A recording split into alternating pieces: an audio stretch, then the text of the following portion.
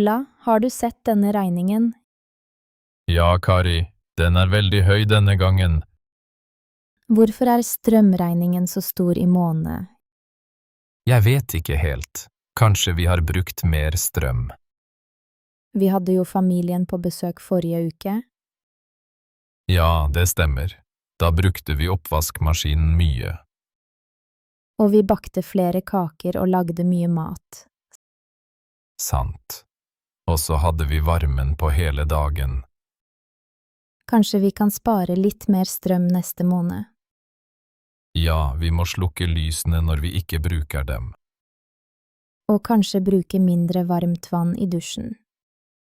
Det kan hjelpe. Skal vi sjekke andre regninger også? God idé, har du internettregningen der? Ja, her den. Den ser vanlig ut. Bra, men strømmen viktigst nå. Ja, vi må finne måter å redusere bruket på. Kan vi prøve å vaske klær om natten?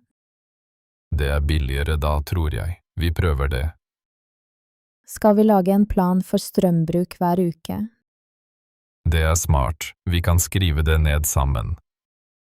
Jeg liker lister, da kan vi følge med. Vi kan også kjøpe sparepærer til lampene.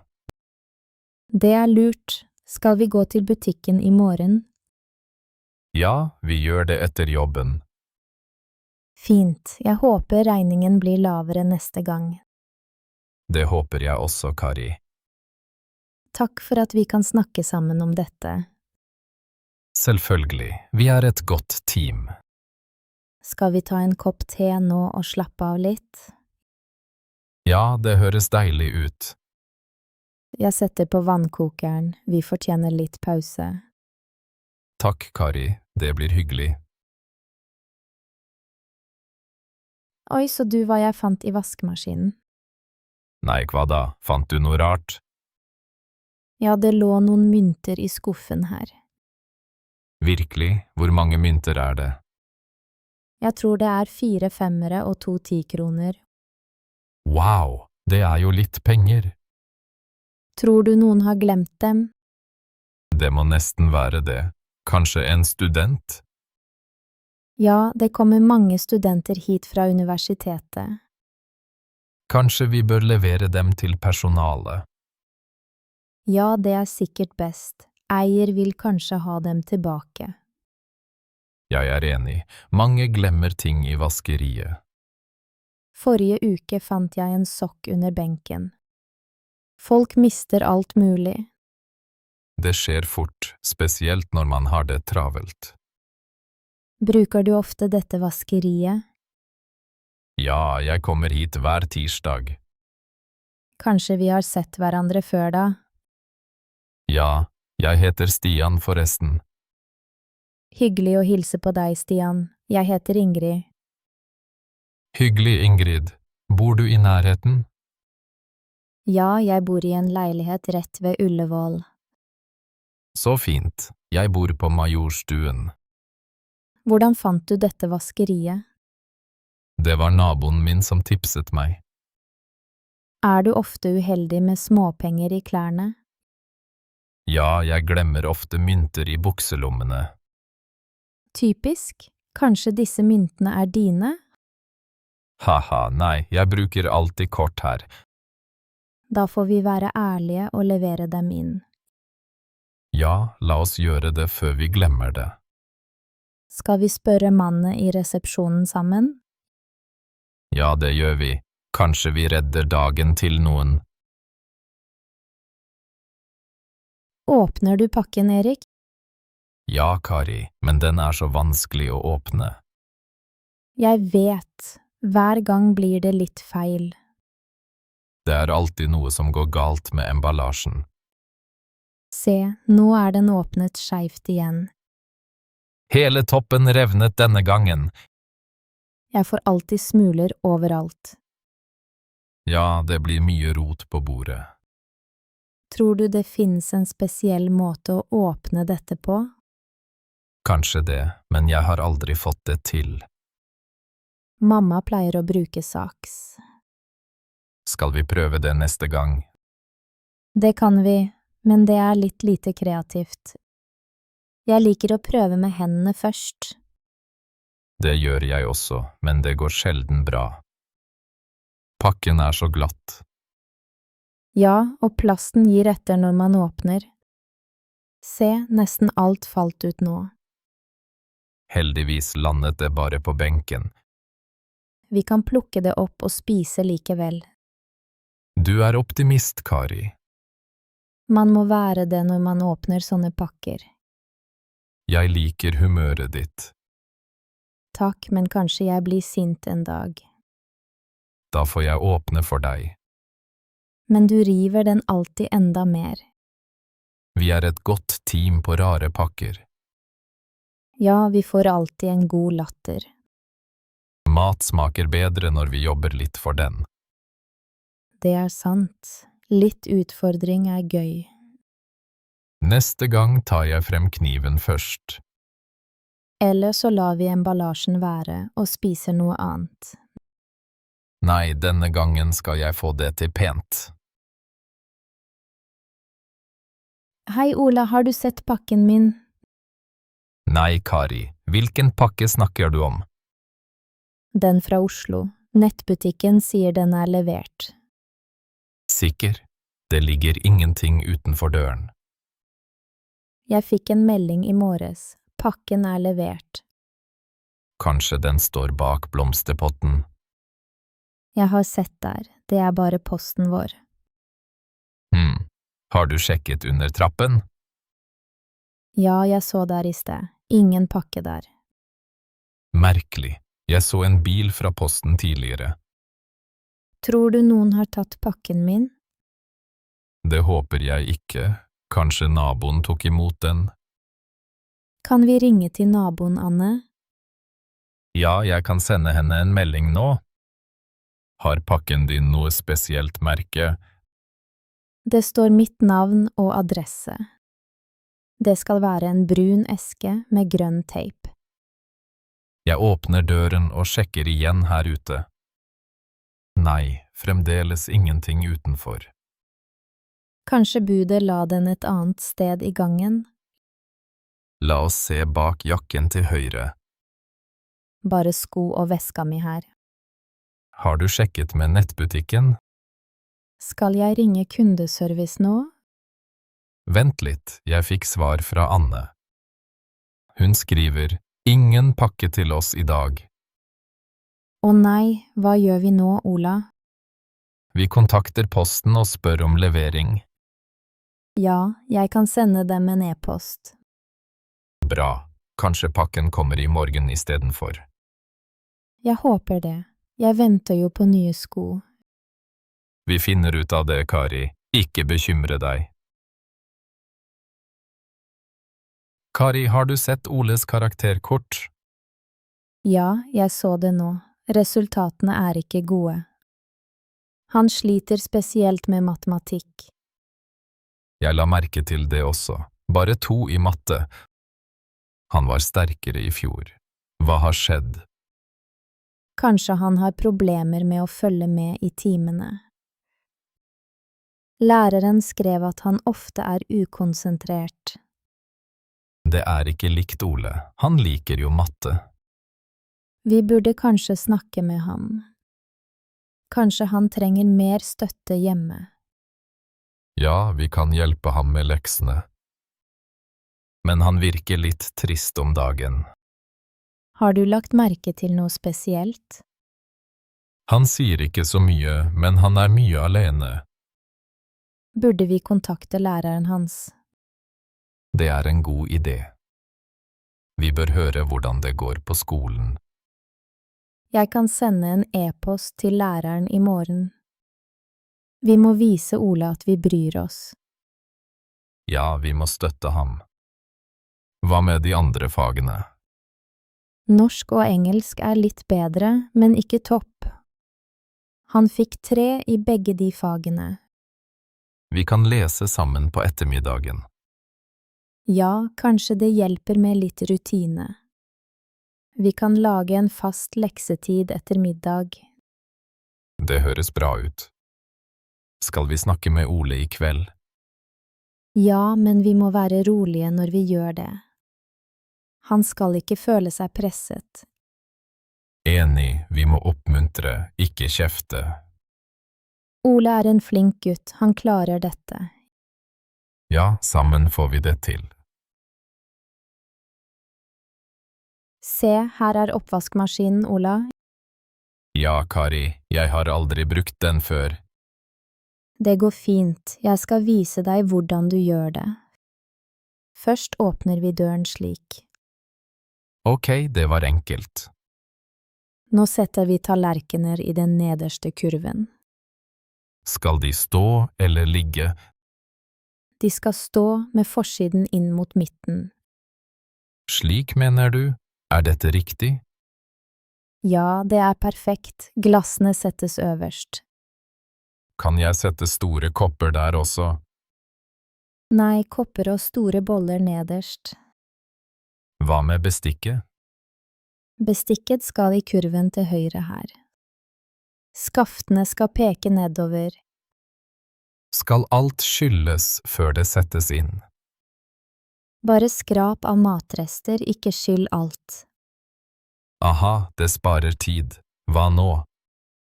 Nå fyller vi på såpe her. Bruk tablett eller flytende som du vil. Er det forskjell på det? Tabletter er enklest, synes jeg.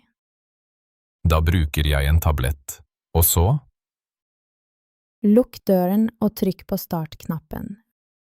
Velg program etter hvor skitten oppvasken er. Hva bruker du som oftest, Kari? Jeg pleier å bruke Eko-programmet. Hvor lenge varer det? Cirka 2 timer, men det sparer strøm. Takk for hjelpen. Dette var lett. Bare hyggelig, Ola. Spør hvis du lurer på noe. Det skal jeg. Nå er jeg klar for mer kjøkkenarbeid. Så bra. La oss lage middag sammen etterpå. Harald, kan vi se på budsjettet sammen nå? Ja, Ingrid.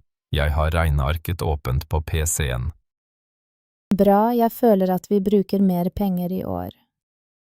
Du har rett. Mat og strøm har blitt dyrere. Vi har brukt mye penger på mat i april. Ja, jeg ser det. Matbudsjettet vårt er sprengt.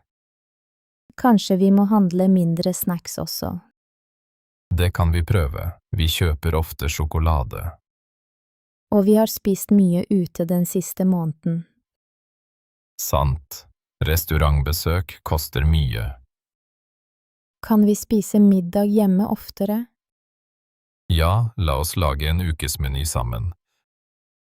Hva med transport? Bruker vi mye på bilen? Bensinprisene er høyere nå. Vi har kjørt mye. Vi kan kanskje gå eller sykle til butikken. Det er en god idé. Vi sparer både penger og miljøet. Kanskje vi kan bruke buss til jobben noen dager? Ja, jeg kan ta buss på mandager og fredager. Jeg kan også prøve det. Det er billigere.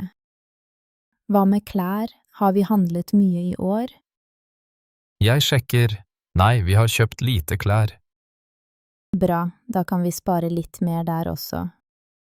Vi må også huske å sette av penger til ferien. Ja, men kanskje vi må velge en kortere tur. Hva med å besøke familie i Stavanger i stedet? Det høres bra ut. Nærmere og billigere. Vi kan lage en spareplan for de neste månedene. Det gjør vi. Jeg liker å ha en oversikt. Jeg kan oppdatere budsjettet hver uke.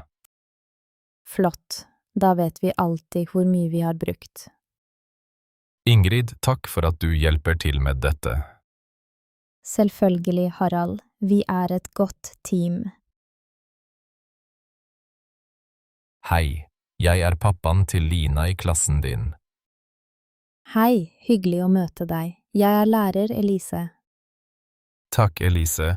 Jeg fikk en melding om Linas oppførsel. Ja, jeg ville gjerne snakke litt om henne. Selvfølgelig. Hva har skjedd på skolen? Lina har vært litt urolig i timene denne uken. Hun snakker ofte høyt i klassen. Å, det var ikke bra. Hun til bry for dere? Hun forstyrrer læringen til de andre noen ganger. Har det vært mange episoder? Noen dager er verre enn andre, spesielt på tirsdager. Vet du hvorfor tirsdager er vanskelige for henne? Vi har matte og norsk etter hverandre da. Det kan bli litt slitsomt for barna.